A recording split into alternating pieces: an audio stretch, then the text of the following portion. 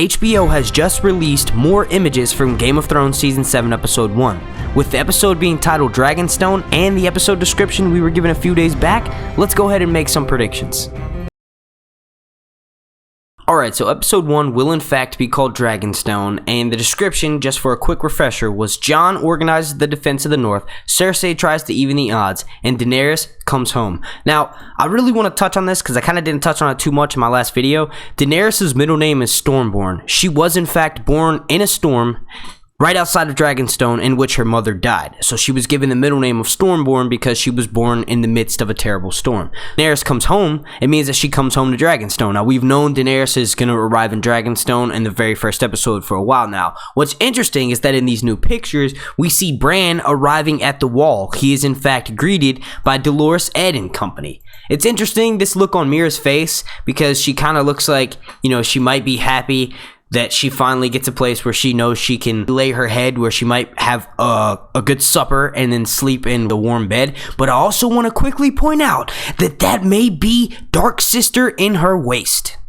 Dark Sister is actually a famous Valyrian steel longsword, one of two ancestral swords of House Targaryen. The other one is called Blackfire. Dark Sister was wielded by at least one woman during its history, and it may have in fact been forged by a woman warrior originally. The blade is designed for a woman's hand. It is small and relatively slender. The last known whereabouts of the sword were Bloodraven when he traveled to the wall in 233 AC, which makes that almost like 50 plus years before the events of season 1 of the Game of Thrones. Now, when you compare the known images that we get online of Dark Sister to this blade, they look totally different. Dark Sister's handle, although it was designed for a woman, actually looks longer than this one on Mira's waist. The one thing that does stick out is those ridges or finger grooves that go along the handle. The handle is black and it does have those same thick lines that stick out that are meant to make it easier to grip. And also the very end of the hilt, it does look like it's not gold at all by any means, but it does kind of resemble the flame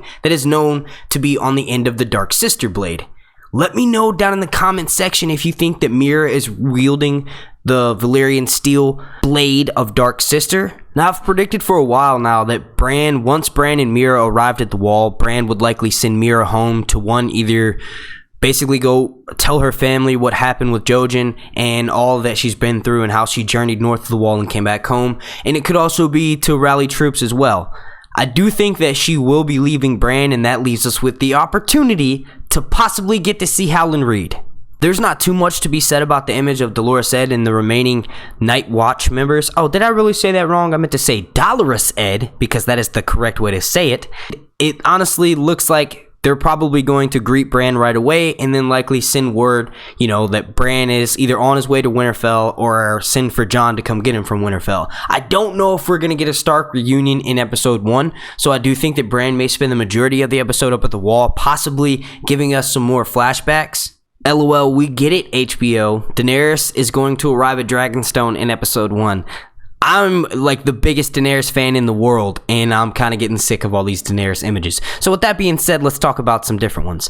Cersei is actually standing on her painted map. There was that theory that she was standing on the neck and Jaime was standing on the fingers, and that's foreshadowing for the Valonqar theory. And I think there are a number of people who could actually fulfill that theory.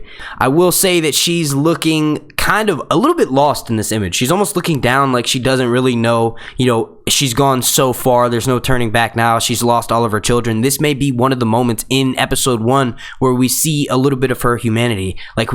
She may not say, it might not be any sort of dialogue or anything, it might just be a look, and Lena Headey is really good at expressing herself without actually using words. You know what I mean? Cersei obviously can cut with her wit, but this looks like it might be one of those scenes where we can relate to Cersei a little bit and seeing her maybe grasp onto a glimpse of her humanity. Jumping back to Daenerys here, we are given a shot of Daenerys arriving at her Dragonstone throne, which is going to be probably one of those scenes of the episode that gives me chills. I'm prepared to have chills the entire episode.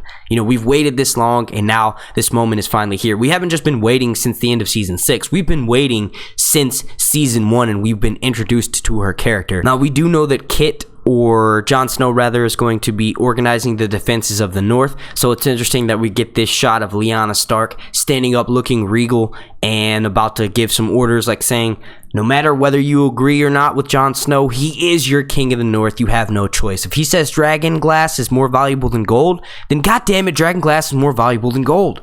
To further go along with Cersei standing on her newly painted war map, we are given a shot of her servant painting north of the wall. Does this mean that he's a White Walker? The very last shot we're given is of Brienne and Pod sparring, and Brienne looks fucking intense. I don't know if I'd be able to stand up to her. She's obviously way taller than I am in real life, and she's holding a sword, looking like she's pretending I'm Davos, and I worked with Melisandre to produce a shadow baby to kill Renly, you know, her one true love other than Jaime. So it looks like Pod may come out of this, you know, for the better. There's that guy in the way back who's looking like, oh shit, is she about to kill that dude? I thought they rode in together. Isn't that her squire? You know, it's good to see that Pod will be manning up and learning how to fight. Perhaps his skills will come of use if he goes north of the wall with Jon Snow. I want to thank you all so much for watching. If you are enjoying my content here on Sir Hunt's Reviews, make sure you click a like on this video, subscribe, and then click the notification bell to make sure you have all notifications turned on for when I drop content.